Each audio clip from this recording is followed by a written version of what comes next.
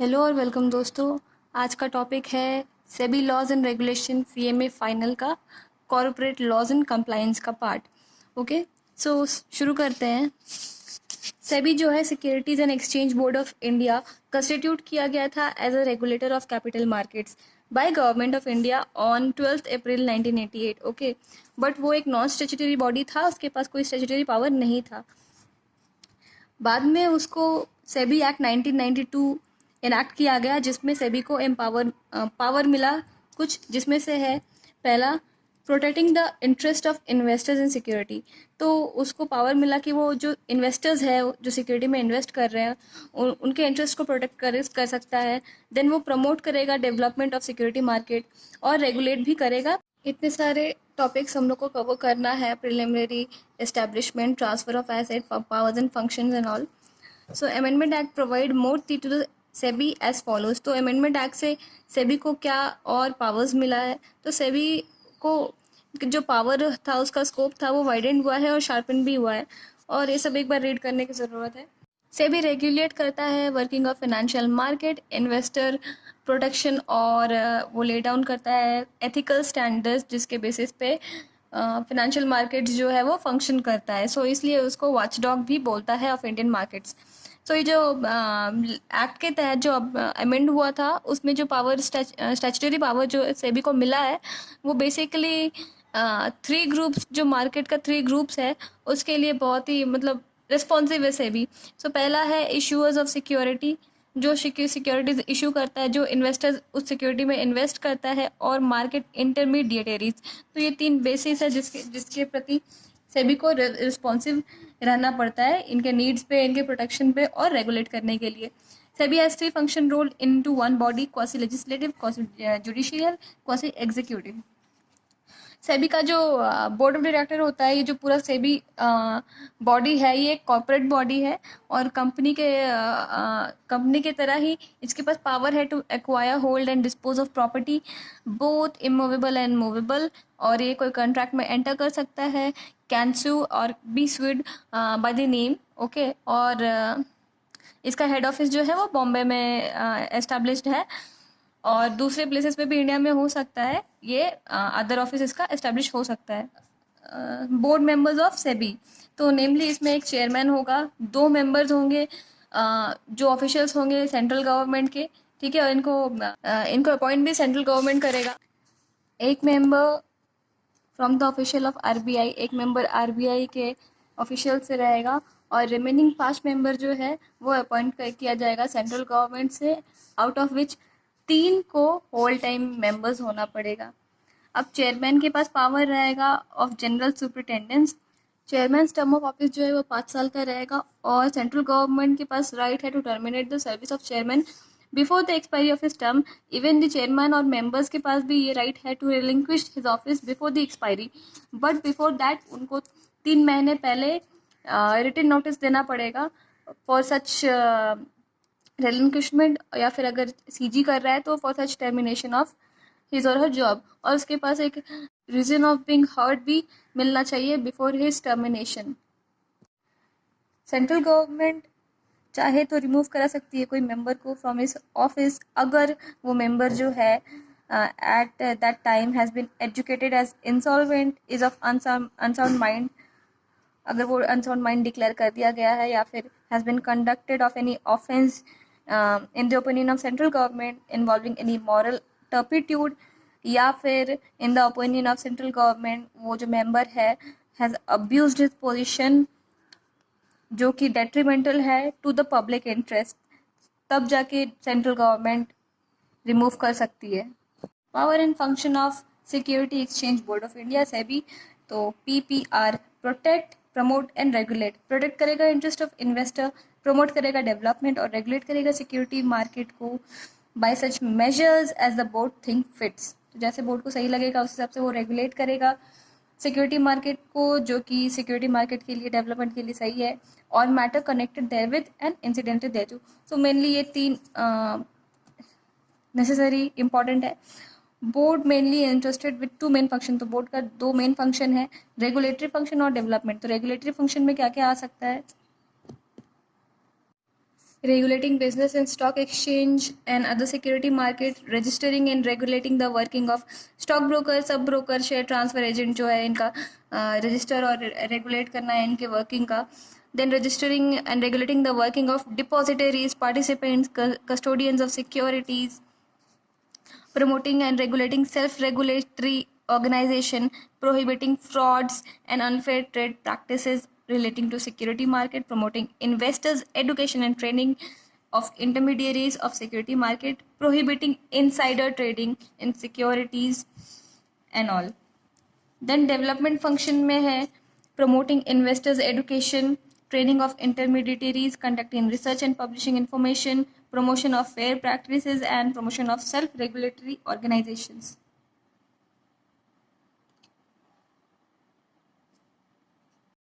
Board का power function देख चुके हैं आप. पावर सो बोर्ड के पास भी सेम पावर्स होगा as that of civil code.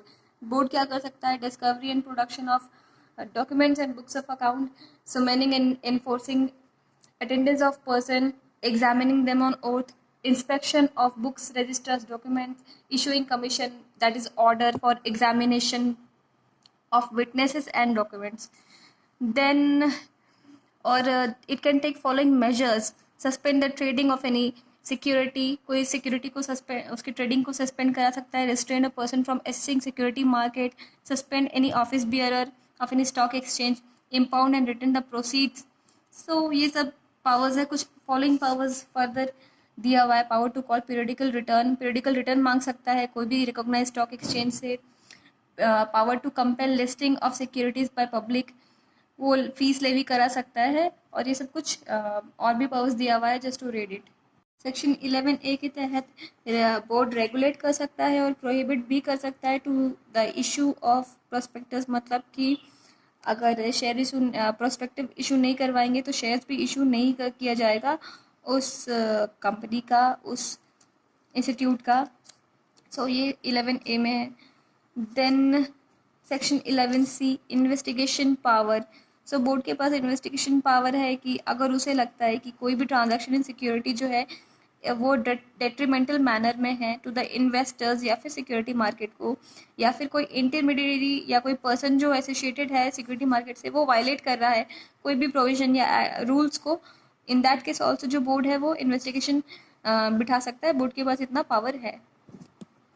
अगर कोई पर्सन फेल करता है विदाउट एनी रीजनेबल कॉज या रिफ्यूज़ करता है to produce any books of account, register या डॉक्यूमेंट, या फिर वो कोई इन्फॉर्मेशन फर्निश नहीं कर रहा है या फिर अपीयर नहीं कर रहा है और रिफ्यूज़ कर रहा है, इन that case he shall be punishable with imprisonment. तो उसको जेल हो सकता है फॉर अ टर्म जो 1 साल से एक्सटेंड कर सकता है और फाइन देना पड़ सकता है जो कि 1 करोड़ रुपए तक एक्सटेंड हो सकता है, या फिर दोनों ही विथ फाइन इम्प्रिजनमेंट हो सकता है. और ये जो फाइन है ये फर्दर 5 लाख से एक्सटेंड होगा for every day after the first during which the failure refusal continues. और इन्वेस्टिंग अथॉरिटी जो है वो अपने कस्टडी में बुक्स, रजिस्टर ये सब रख सकती है for a period not later than the conclusion. तो जब तक कंक्लूजन नहीं होता इन्वेस्टिगेशन का तब तक वो अपने पास रख सकती है. बट फॉर नॉर्मल टर्म है, टाइम लिमिट जो है वो 6 मंथ का है, बट वो फर्दर टिल द कंक्लूजन भी रख सकती है इफ़ रिक्वायर्ड. सेक्शन 7, कोई पर्सन अगर विलिंग है to operate as a stock broker, sub broker, share agent, banker, अगर वो चाहता है कि वो as a this person operate करना चाहता है तो उसको पहले रजिस्टर करना पड़ेगा अपने आप को अंडर सेबी एक्ट 1992. तो आफ्टर रजिस्ट्रेशन उसको रजिस्ट्रेशन सर्टिफिकेट मिल जाएगा. Section 12A prohibition of manipulative and deceptive devices insider trading. मतलब कोई भी अगर प्रोहिबिट हो रहा है तो उस केस में सेक्शन 12A लगता है. तो SBI बैन किया है इनसाइडर ट्रेडिंग को और कुछ प्रोहिबिशन रेगुलेशंस भी अप्लाइड है so that a person manipulate या डिसेप्टिव डिवाइसेस यूज़ ना करे. Here no person shall directly or indirectly use or employ any manipulative deceptive device in contravention of the provision of this act. तो कोई employ नहीं करना चाहिए, कुछ use नहीं करना चाहिए any deceptive device.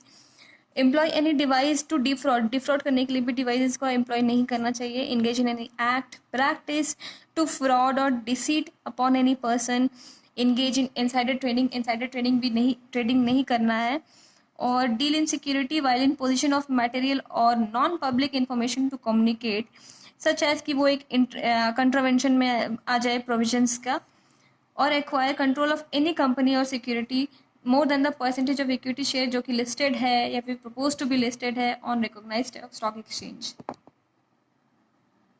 Penalties, SEBI के पास पावर है टू इम्पोज पेनल्टीज, और ये सेक्शन 15A से लेके 15HB तक में पढ़ेंगे हम लोग कि क्या क्या पेनल्टीज अप्लाई किया जाता है फॉर वायलेशन, ठीक है। और जो एओ है while imposing penalty उसको देखना पड़ेगा, that is he shall have due regard to certain factors such as repetitive nature of default और amount of disproportionate gain या फिर unfair advantage जो वो एक्ट करके वो जो पर्सन है उसको मिला हो, या the amount of loss cost to an investor और a group of investor. So ये सब कंडीशंस देखने के बाद ही जो एओ है वो पेनल्टी इम्पोज करेगा। सेक्शन 15A में नेचर ऑफ वायोलेशन है failure to furnish information, file return या maintain books of account. In that case उसको कम से कम 1 लाख का पेनल्टी होगा, उससे कम नहीं होगा, और ये एक्सटेंड हो सकता है पर डे 1 लाख रुपए का for continuous failure subject to maximum 1 crore.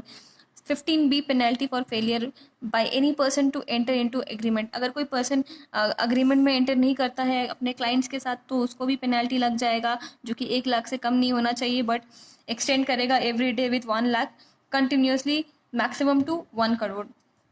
15C penalty for failure to redress investor grievance, same penalty का जो एक्सपेंस वो जो खर्चा है वो पेनल्टी जो लगेगा फाइन वो सेम अमाउंट है 15D में।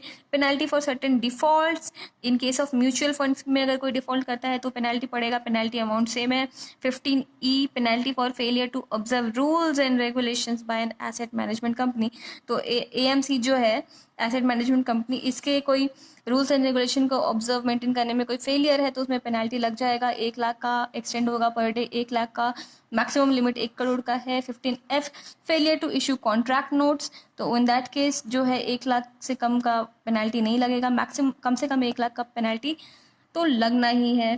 Fails to deliver any security और फेल्स टू मेक पेमेंट, अगर कोई सिक्योरिटी डिलीवर नहीं करता है एज पर द एग्रीमेंट या फिर पेमेंट नहीं कर रहा है तो इन दैट केस भी पेनल्टी लग जाएगा सेम अमाउंट का। Charges in excess of the brokerage specified, मतलब जो ब्रोकरेज का चार्जेस है वो इन एक्सेस ले रहा है, जो अमाउंट उसको लेना था उससे ज़्यादा वो ब्रोकरेज चार्ज कर रहा है, इन दैट केस भी उसको फाइन भरना पड़ेगा।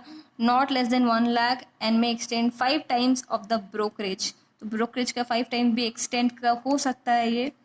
15G penalty for insider trading, insider trading ban है, अगर कोई इनसाइडर ट्रेडिंग करता है तो उसको भी पेनल्टी लग जाएगा, जिसका अमाउंट 10 लाख से कम नहीं होगा लेकिन वो एक्सटेंड हो जाएगा 25 करोड़ तक, और 3 times of the amount of profit made by the insider trading, जो भी इसमें से हायर होगा वो अमाउंट का पेनल्टी लग जाएगा। 15H penalty for non disclosure of acquisition of shares and takeovers, अगर डिस्क्लोज नहीं किया जा रहा है ये सारा तो फिर उसको भी पेनल्टी लग जाएगा 10 लाख का कम से कम, और ये एक्सटेंड हो सकता है 25 करोड़ तक, या फिर 3 times of the amount of profit made out of the trading whichever is higher।